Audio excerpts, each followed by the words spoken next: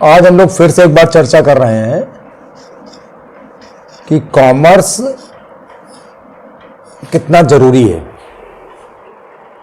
किसके लिए? बिजनेस के लिए। इसके पहले हम लोगों ने जो चर्चा की थी वो की थी कि कॉमर्स क्या है, ट्रेड क्या है, बिजनेस क्या है, तीनों में क्या अंतर है। तो हमने ये बताया था जो ट्रेड होता है वो भी बिजनेस होता है, मतलब बिजनेस का एक छोटा सा हिस्सा है ट्रेड। कॉमर्स जो होता है सब चीज को मिलाकर होता है, बिजनेस भी, ट्रेड भी और इसके अलावा भी बाकी सारी एक्टिविटीज। लेकिन आज हम इसको दूसरे पर्सपेक्टिव से देख रहे हैं। हमारा कहना यह है कि अगर कोई व्यक्ति बिजनेस करना चाहता है, जैसे उसके मन में आज ये आया कि हमको बिजनेस करना है। अच्छा, ये आता क्यों है कि हमको बिजनेस करना है? किसी नए व्यक्ति के लिए हम कह रहे हैं। जो पुराने बिजनेसमैन हैं, पुराने उद्योग घराने, उनकी बात नहीं कर रहे हैं, क्योंकि वो लोग तो अपना एस्टेब्लिश, उनका अपना पूरा सिस्टम है। सामान्यतः जो व्यक्ति, जो बच्चा पैदा होता है, जो इस मैकाले सिस्टम में जो एजुकेशन का सिस्टम बना हुआ है, उसमें वो उसको कर्मचारी तैयार करता है। वो तो ज़्यादातर इसी मानसिकता से लोग पढ़ने जाते हैं स्कूल में, चाहे स्कूल में पढ़ने जाएं, चाहे कॉलेज में पढ़ने जाएं, चाहे विश्वविद्यालय में पढ़ने जाएं, कि हमको जो है नौकरी करनी है। लेकिन नौकरियां हैं कितनी? सरकारी नौकरी तो बहुत कम है, और इसके बाद ही मान लो जो प्राइवेट नौकरी हैं वो भी बहुत लिमिटेड है। तो जब नौकरी उसको नहीं मिलती है तो उसको करना क्या पड़ता है? उसको कोई ना कोई बिजनेस करना पड़ता है।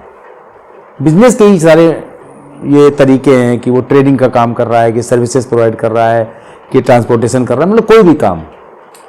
अब तो जो सरकार ने पूरे बिजनेस को दो ही भागों में बांट दिया है, गुड्स एंड सर्विस। इसीलिए उसने गुड्स एंड सर्विस टैक्स लाए हैं, जीएसटी जो है, मतलब पूरा केवल दो ही बाइफिकेशन, गुड्स और सर्विसेज, बाकी तीसरा कोई बाइफिकेशन ही नहीं सरकार के पास। गुड्स में सारी चीजें आ जाती जो जो वस्तुओं से संबंधित हैं, और सर्विसेज में वो सारी चीजें आ जाती जो वस्तुओं से संबंधित नहीं है, मतलब जो इनटेंजिबल काम है आपके। तो अगर हमारे मन में आया कि हमको बिजनेस करना है, तब हमारे लिए कॉमर्स कितना जरूरी है। क्योंकि अभी तक तो हमने कभी कॉमर्स पढ़ा नहीं। अभी तक तो मान लो हमको नौकरी करनी थी, हमको बीटेक करना था, हमको डॉक्टर बनना था, हमको कुछ करना था, तो हमने जो है साइंस साइड ली, कॉमर्स साइड, आर्ट साइड ली, कुछ लिया। अभी तक हमने कॉमर्स नहीं पढ़ी। कुछ लोग कॉमर्स भी लेते हैं, ऐसा नहीं कि नहीं लेते हैं, लेकिन वो भी अगर लेते हैं तो किस पर्पज से लेते हैं कि हम इस कॉमर्स साइड के जो दूसरे कोर्सेज हैं, चाहे सीए हो, चाहे सीएस हो, चाहे सीएमए हो, या मान लीजिए एलएलबी करके टैक्सेशन की प्रैक्टिस करनी है, या मान लीजिए हमको जो है कॉमर्स साइड की पढ़ाई करके बैंकिंग में सर्विस करनी है, या इसी तरीके से और कोई चीज़ें। तो अगर वो हम नहीं कर पाए तो हमको कॉमर्स की क्या आवश्यकता पड़ती है? आज हम उसके बारे में बात कर रहे हैं। मतलब बिजनेस में कॉमर्स की आवश्यकता कहाँ है। मतलब अब कॉमर्स की फिर से हम इंपॉर्टेंस बताने जा रहे हैं, किस पर्सपेक्टिव में, कि हम बिजनेस करने जा रहे हैं, वहां पर हमारी क्या आवश्यकता है। तो जैसा हमारा क्या मानना है, ये मतलब एस्टेब्लिश फैक्ट है बिल्कुल, कि अगर आप बिजनेस करने जा रहे हैं तो आपको कॉमर्स की नॉलेज चाहिए ही, चाहे वो किसी रूप में हो सकता है कि बहुत से लोग जो हैं शुरुआत में उनको कॉमर्स की नॉलेज नहीं चाहिए होती, बाद में वो कॉमर्स की नॉलेज गेन करते हैं, या वो ये नहीं जानते हैं कि हम कॉमर्स की नॉलेज गेन कर रहे हैं, उसके बाद भी वो कॉमर्स की ही नॉलेज होती है। जैसे कि वो अपने बिजनेस का रजिस्ट्रेशन करवाते हैं, शॉप एक्ट में रजिस्ट्रेशन करवाते हैं, या उद्यम में रजिस्ट्रेशन करवाते हैं, या जीएसटी में रजिस्ट्रेशन करवाते हैं। व्यापार करना है उनको, चूंकि किसी सलाहकार के पास गए, या उनके मित्र यार ने बता दिया कि अगर तुम ये काम करने जा रहे हो तो तुमको जीएसटी का रजिस्ट्रेशन कराना पड़ेगा, तुमको शॉप एक्ट का रजिस्ट्रेशन कराना पड़ेगा, तुमको जो है उद्यम का रजिस्ट्रेशन कराना पड़ेगा। तो जैसे ये करने लगे रजिस्ट्रेशन करवाने के लिए, तो कॉमर्स तुरंत आ गई। उनको ये नहीं पता कि हम कॉमर्स की नॉलेज के कारण ही कर रहे हैं, लेकिन वो है कॉमर्स ही। बिजनेस एक्टिविटीज को जो सारी चीजें सपोर्ट कर रही हैं, वो सारी की सारी नॉलेज जो है वो कॉमर्स है, उसी संबंधित सारी चीजें। इसी कॉमर्स की नाली में क्या आता है? अकाउंटिंग आती है। कॉमर्स में जो जिसको लोग सामान्य तौर पर मानते हैं कि कॉमर्स का नॉलेज मतलब अकाउंटिंग की नॉलेज होना। दूसरी चीज, हमको ये पता लगता है कि हमको हमारे बिजनेस में कितना फाइनेंस चाहिए, कितना पैसा चाहिए, कितना इन्वेस्टमेंट चाहिए, कितनी फंडिंग चाहिए।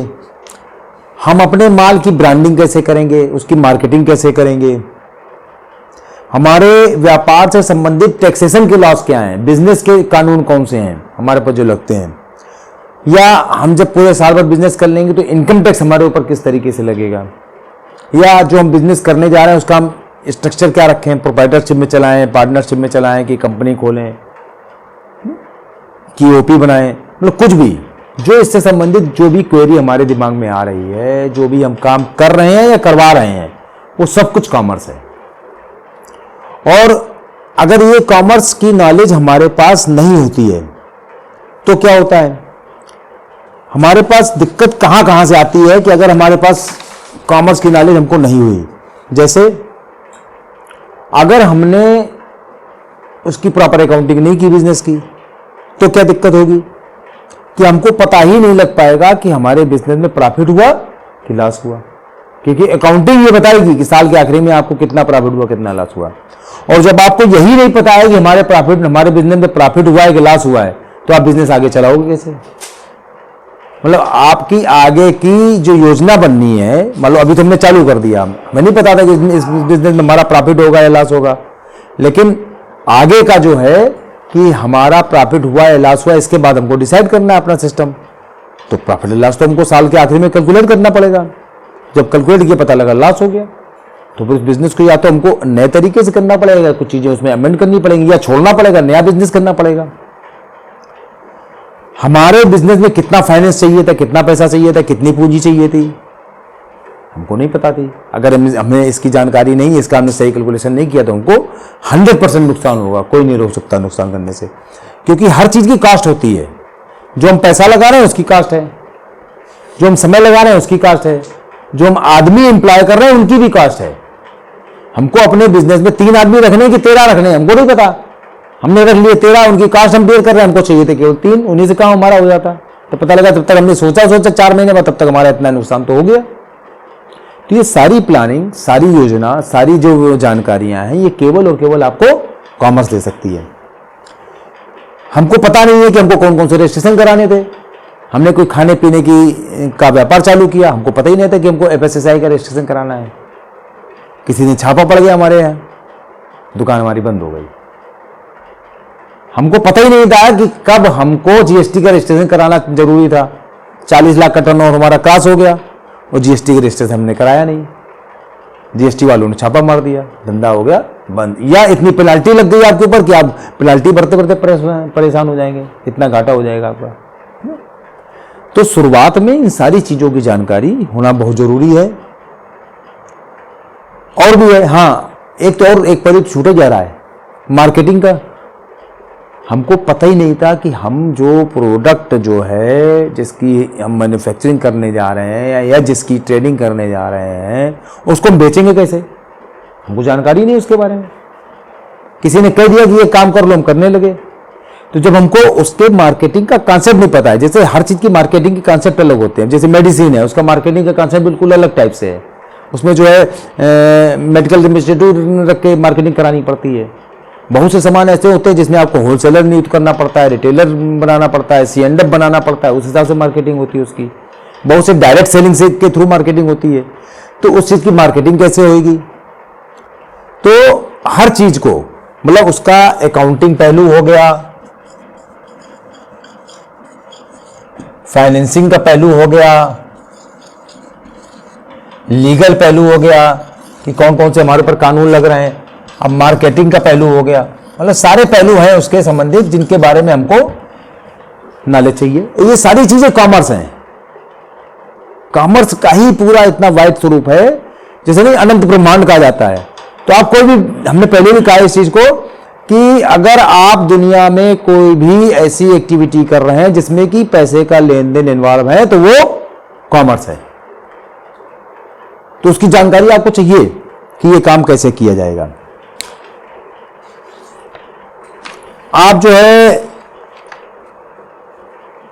अकाउंटिंग में, हाँ, और थोड़े अगर हम डिटेल में जाएं तो अकाउंटिंग में क्या होता है कि आपको बुकिंग भी करनी है, उसकी कैश बुक लिखनी है, लेजर बनाने हैं, फिर बैलेंस शीट बनानी है, साल के आखिरी में प्रॉफिट एंड लॉस स्टेटमेंट बनाना है, उसका कैश फ्लो निकाल के देखना है, हमको अलग अलग जो आइटम्स है हमारे, उनमें कितना प्रॉफिट लॉस हो रहा है ये देखना है, कौन सा प्रोडक्ट हमारा बढ़िया चल रहा है, कौन सा कम चल रहा है ये भी देखना है हमको, है ना। तो इन सारी चीजों की नॉलेज कब होगी, जब आप उनकी लिखा पढ़ी करेंगे प्रॉपर। अगर लिखा पढ़ी नहीं की तो सब बेकार हो जाएगा, आपको पता ही नहीं लगेगा। आप व्यापार तो करते रहोगे लेकिन आपको ये पता नहीं लगेगा कि वास्तव में जो व्यापार हम कर रहे हैं उसमें किस चीज में हमको कितना प्रॉफिट या लॉस हो रहा है, कौन सा व्यापार हमको आगे कंटिन्यू करना है। तो हमें लगता है कि हमने आज जो है मोटे तौर पर आपको ये सारी चीजें बता दी हैं। और जैसे कि हम हमेशा बताते हैं कि कॉमर्स की नॉलेज हम लोग इसी तरीके से आपसे और भी शेयर करते रहेंगे कि बेसिकली जो लोग नौकरी नहीं कर रहे हैं वो सब लोग कॉमर्स कर रहे हैं, है ना। चाहे वो खेती कर रहे हो, चाहे मैन्युफैक्चरिंग कर रहे हो, चाहे थोक का काम कर रहे हो, चाहे रिटेलिंग कर रहे हो, चाहे सर्विसेज प्रोवाइड कर रहे हैं। सर्विसेज में बहुत सारी सर्विसेज हैं, चाहे वो लीगल सर्विसेज हो, चाहे अकाउंटिंग सर्विसेज हो, चाहे ऑडिट की सर्विसेज हो, है ना। इसके अलावा चाहे ट्रांसपोर्टेशन की सर्विस हो, चाहे मार्केटिंग की सर्विस हो, चाहे कंसल्टेंसी हो, ये सब कुछ जो है कॉमर्स है। इन सब चीज़ों के बारे में अगर हम अपनी समझ विकसित करेंगे तो हम अपने व्यापार को ठीक ढंग से चला पाएंगे और चलाने के काबिल बनेंगे। मिलते हैं ब्रेक के बाद।